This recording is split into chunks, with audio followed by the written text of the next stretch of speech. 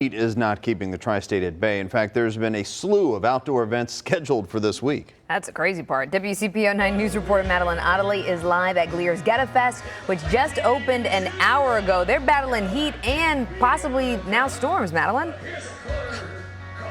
Yeah, and we've seen people trickling in for sure, but now a lot of people taking cover in here. This is called the Geta Saloon, and it's a fan favorite for a few reasons, one of which is that it has got air conditioning, so you can see people out here listening to the live music. We drove around the Tri-State, went to several different events throughout the afternoon, and most people told us this heat, it wasn't keeping them away. I brought waters, I brought, Gatorades. We're staying hydrated, lots of water. Snacks and different things. What do these courts, this volunteer site, and the Bengals practice field have in common? Very hot. The heat beating down on athletes, volunteers, and fans alike. We've already had a couple issues, not today, but in the past.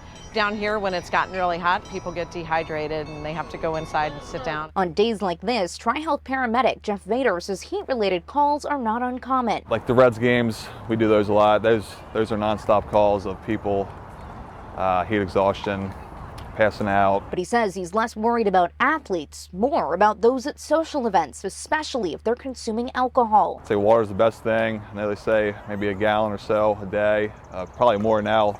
Given the heat. As we drove between hotspot events, we got the same answer. I'm ready to play. In fact, I'm going to play today in this, and then tonight I play in a league. I got here at 8, hoping to get some autographs. Really worry too much about the heat. This heat isn't holding the Tri-State back. Drinking a lot of water and then standing in the shade. Brody Manton came from Pittsburgh. His goal, meet Joe Burrow. It's my dream, pretty much.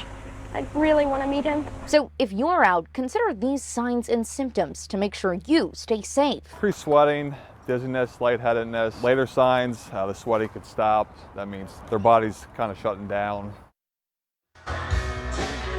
Now, GetaFest out here will go until 11 o'clock tonight. And don't forget, we've got FC Cincinnati that is set to start at 8 p.m. If you are heading out, even under this doom and gloom, make sure you continue to drink water and stay hydrated.